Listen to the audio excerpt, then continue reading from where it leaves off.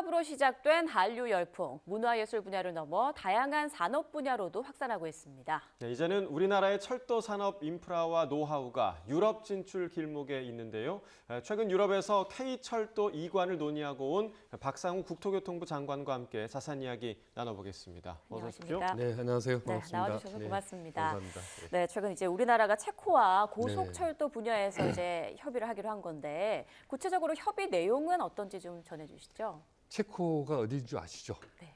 유럽 대륙의 제일 중앙에 있습니다. 오스트리아하고 독일하고 그 사이에 있어서 소위 말해서 교통의 요지에 해당된다라고 할 수 있겠고요. 체코 정부도 자기 나라가 가지고 있는 그런 지정학적인 이점을 살리기 위해서 고속철도망을 건설하겠다는 계획을 가지고 있습니다. 그래서 전체적으로 4개 노선의 970km에 해당하는 고속철도 건설 기본 계획을 가지고 있고 현재 설계 일부 구간에는 설계가 진행되고 있고요.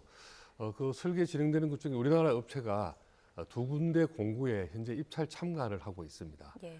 결과는 아직까지 좀 지켜봐야 되겠지만 그렇게 지금 고속철도 건설 사업이 시작이 되어 있는 단계이고 우리나라는 전 세계에서 4번째로 고속철도를 개통해서 운영하고 있고 벌써 우리 KTX가 운영된 지 20년이 됐거든요. 그래서 상당한 기술적인 독립을 했습니다. 우리가 독자적으로 고속철도를 건설하고 신호 체계를 만들고 또 차량을 제작할 수 있는 기술 독립을 이루어진 상태에 있고 또 20년간에 걸친 운영 경험이 있고 또 현재도 고속철도를 건설해 나가고 있기 때문에 체코 같은 나라에서 볼 때는 우리나라가 굉장히 좋은 협력 파트너다 이렇게 이해하시면 되겠습니다. 그래서 이번에 이제 대통령께서 방문하신 것을 기회로 체코와 우리나라 간에 고속철도 분야에 앞으로 상호 협력을 좀 강화하자 하는 내용의 MOU를 체결했습니다. 예.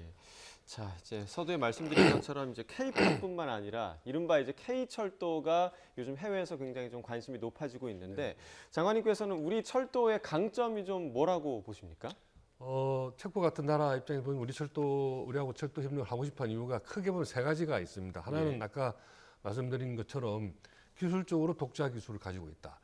설계에서부터 이제 고속철도를 건설하려고 그러면 토목공사를 하는 그 시빌 엔지니어링 건설 작업이 있어야 되고 설계 건설 그다음에 운영 그다음에 또 유지 보수 그리고 차량 제작까지 모든 것이 다 한국이 완 패키지를 다 가지고 있습니다. 그런 나라가 전 세계적으로 많지가 않고요. 그리고 두 번째로 프랑스나 독일 같은 나라가 우리가 경쟁을 하는데 프랑스, 독일 그러면 좀 만만찮지 않게 느껴지지 않습니까? 당연히 기술 수준은 우리하고 뭐 비슷하거나 또 그렇더라도 비쌉니다. 우리가 그 나라보다 가격 경쟁력이 있다 이렇게 보시면 되고요. 그리고 우리는 지금 몇 개 나라에서 우리가 협력 사업을 시도를 하고 있는데 약간 좀 열린 자세로 우리하고 협력을 하면 우리가 가진 기술도 좀 가르쳐 주겠다. 그리고 100% 한국에서 만드는 것이 아니고 어느 정도 현지 생산도 하겠다라는 기술 공유와 현지화 전략도 같이 우리가 내세우고 있기 때문에 그 3가지 측면에서 기술적으로 상당한 수준에 있고 또 이 가격 경쟁력도 있고 그다음에 자기들이 제일 바라는 것이 사실은 단순히 상품 수출하고 마는 것이 아니라 우리도 그랬듯이 이참에 기술을 좀 배워서 자기들도 기술 독립을 하고 싶은 그런 욕심들이 있거든요. 그 부분에 대해서 우리가 좀 오픈 마인드를 가지고 있기 때문에 상당히 외국에서 볼 때는 한국이 좀 유망한 협력 파트너라고 여기는 것 같습니다. 네, 제가 듣기로도 굉장히 이제 매력적인 조건들인 것 같은데 네. 좀 전에 이제 몇 개 나라와 협력을 추진 중이다, 진행 중이다 이런 말씀해 주셨어요. 뭐 체코뿐 아니라 아랍에미리트, 모로코 등과도 이제 철도 분야 협력을 논의하고 있는 걸로 알고 있는데요. 지금 좀 구체적으로 진행된 게 있습니까? 지금 제일 진행이 구체적으로 되고 있는 것이 아랍에미레이트 UAE라는 나라 아시죠? 거기 이제 다들 우리 가보셨을 두바이라는 도시가 있고 UAE 안에 6개의 부속 국가가 있는데 아부다비가 제일 크고요. 그다음에 이제 누구나 가본 두바이가 두 번째인데 아부다비하고 두바이가 다 굉장히 멋있는 큰 도시입니다. 그런데 철도가 없어요. 그냥 도로로 이렇게 운전해야 되는데 거리가 한 145km니까 우리나라 따지면 서울 대전 정도의 거리입니다. 거리인데 도로만 가지고 가니까 좀 시간이 2시간 남짓 걸리고 해서 고속철도를 할 계획이 있고요. 그래서 이게 320km급의 고속철도를 연장 145km에 설치하는 계획을 가지고 있고 이미 이제 지난 7월 달에 토목 분야 그러니까 노반 건설을 철길 레일웨이를 어떻게 건설하겠다 하는 토목 건설 분야에 대한 PQ라는 게 이제 상세 설명서입니다. 이런 조건을 갖춰서 공사를 할 터이니 자격이 되어 있는 업체들이 입찰에 참여하시오라는 알림장 같은 거라고 생각하시면 되는데요. 이 토목 건설 분야에 대한 PQ가 지난 7월달에 공개가 됐고요. 그다음에 그 후에 이제 차량하고 시스템 이도 중요하지 않습니까? 출길만 또 기차가 다니는 게 아니니까 그 위에 다니는 기차가 어떤 종류의 기차여야 되고 또 고속철도 신호 시스템이 굉장히 중요하거든요. 어떤 신호 시스템을 쓸 것인지 하는 데 대한 PQ가 9월 말 10월 초 정도에 공개될 예정으로 있습니다. 거기에 또 우리나라 업체들이 참여할 예정으로 있습니다. 그러니까 앞에 말씀드린 토목 분야에도 우리나라 건설회사 두 군데가, 제가 이름 밝히기는 좀 곤란합니다만은 건설회사 두 군데가 참여하려고 지금 준비 중에 있고, 또 차량 분야 PQ가 나오면 당연히 거기도 또 우리 업체들이 참여할 예정으로 있고, 그렇게 진행이 되고 있고, 모로코에는 이미 대규모 차량 구매 계약이 지금 진행되고 있는데, 우리나라의 그 차량 제작 업체가 입찰에 참여해서 1차 자격 심사는 통과를 했고요. 11월 달에 최종 이제 결론이 나온다 그러는데 지금 협상 중에 있는 것 같습니다. 그래서 이렇게 UAE나 모로코 같은 먼 나라에서 고속철도 사업이 진행되고 있고, 그것이 그냥 먼 이야기가 아니고 우리 업체들이 실제로 지금 입찰에 준비하고 있거나 참여하고 있다, 이렇게 말씀드리고요. 저희 같은 사람들 열심히 찾아가서 그 나라 이제 고위층 또 정부 지도자를 만나가지고 한국 업체에 대해 좀 우호적인 좀 고려를 해주십시오 또 하고, 우리 기술 소개도 하고, 그런 일들을 지금 부지런히 하고 있습니다. 네, 자, 아랍에미리트와 모로코를 좀 기대해봐도 좋을 것 같고요. 더 크게 우리 K철도의 해외 진출, 앞으로의 계획은 좀 어떤 계획이 있으신가요? 전 세계적으로 그러니까 이제 철도 종류가 많습니다. 고속철도가 있고, 그리고 또 300km 급의 고속철도가 있고, 또 250km 정도가 있고요. 그 외에 이제 메트로, 우리들 타고 다니는 지하철, 또 우리 그 인터시티라고 하는데, 우리 이제 경인선, 경수선 같은 출퇴근용 열차, 다양한 종류의 열차들이 운행되고 있는데, 우리나라 회사들이 건설 분야는 물론이고 차량 제작 분야에 강점을 가지고 있습니다. 그래서 다른 많은 나라와 지금 그 협력 사업을 지금 진행하고 있는데, 특히 이제 우리나라에 민자철도가 있지 않습니까?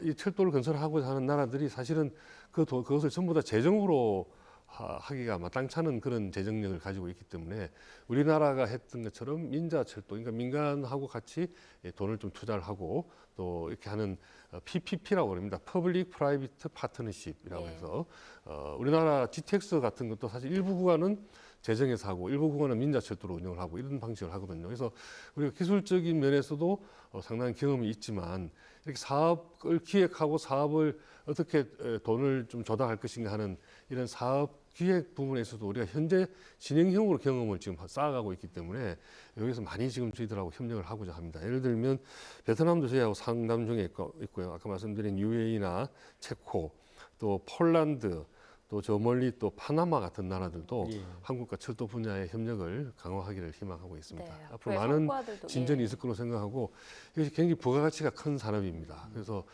철도 하나 건설하는데 아까 두바이 UAE 같은 것도 145km이지만 전체적으로 공사비, 차량비까지 해서 한 14조 원 정도의 프로젝트이거든요. 굉장히 큰 프로젝트이죠. 그러니까 이 하나의 프로젝트도 굉장히 크고, 이게 또 관련되는 그 유발 효과가 상당하기 때문에 정부로서는 중점적으로 육성해서 해외 진출에 앞장 세울 만한 그런 산업이다, 이렇게 생각을 합니다. 성과들이 참 기대되는데요. 이번에는 우크라이나 재건 얘기로 좀 넘어가 보겠습니다. 국토부와 이제 체코 교통부가 우크라이나 재건 협력에 관한 MOU를 체결했다고 하는데요. 왜 체코와 MOU를 체결한 건지, 또 어떤 내용이 담겨 있는 건지 좀 전해주시죠.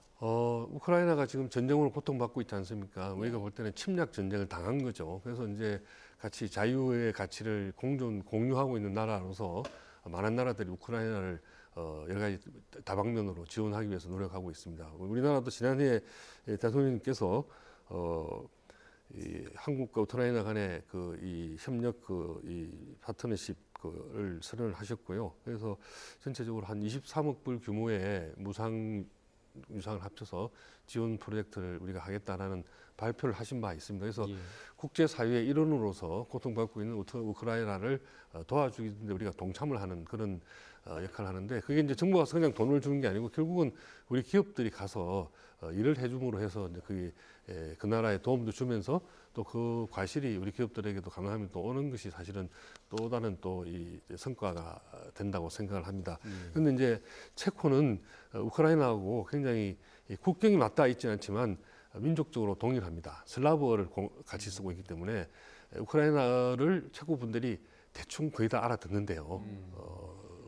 약간의 이제 지역 발음이 있지만 예. 그래서 의사소통이 잘 되고 아마도 우크라이나 난민이 굉장히 많이 발생해서 지금 많이 흩어져 있는데 약 38만 명 규모의 아마 단일 국가로는 최고 많은 수준의 우크라이나 난민을 수용하고 있는 나라가 체코입니다. 예. 이제 체코가 우크라이나를 굉장히 열심히 도와주고 있어서 한국 기업이 들어가서 그냥 활동하기보다는 체코 기업하고 같이 파트너가 되어서 활동을 하면 훨씬 더 효과적으로 활동을 할 수 있을 것 같습니다. 지금 우크라이나 전쟁 중에 있지만 체코 기업이 저희가 알기로는 우크라이나 국내에서 한 140개 정도의 기업이 활동 중에 있는 것으로 알고 있고요. 우리도 아까 말씀드린 대로 저희하고 우크라이나 교통부하고 체코 교통부하고 우크라이나 인프라 건설 재건에 대해서 협력하기로 MOU를 맺었었는데 여러 가지 뭐 예를 들면 GIS 지도 만드는 것부터 시작해서 한국 기업들이 참여할 만한 분야들이 많이 있습니다. 그런 예. 분야에 대해서 이미 먼저 나가 있는 체코 기업과 파트너가 되면 체코 기업 입장에서는 또 든든한 또 사업 파트너가 생기니까 좋고 저희도 우리가 경험 없는 우크라이나에 단독으로 들어가는 것보다는 훨씬 또 이 실수를 줄일 수 있기 때문에 서로 간에 윈윈을 할 수 있는 그런 파트너십이 될 거로 생각합니다. 네, 이 부분에 대해서 그 러시아와의 외교적인 그런 역학 관계를 우려하는 목소리에 대해서 좀 어떻게 보시나요? 뭐 그거는 이제 국제적으로 인도주의적인 지원에 가깝기 때문에 예. 예. 표면적으로는 뭐 러시아가 달가워하지 않지만 그래서 제가 알기로는 뭐 많은 국가들이 그렇게 인도주의적인 지원을 하고 있다라고 생각을 합니다. 네, 알겠습니다. 지금까지 박상우 국토교통부 장관과 함께 K 철도 산업의 상황과 앞으로의 전망까지 좀 알아봤습니다. 고맙습니다. 네.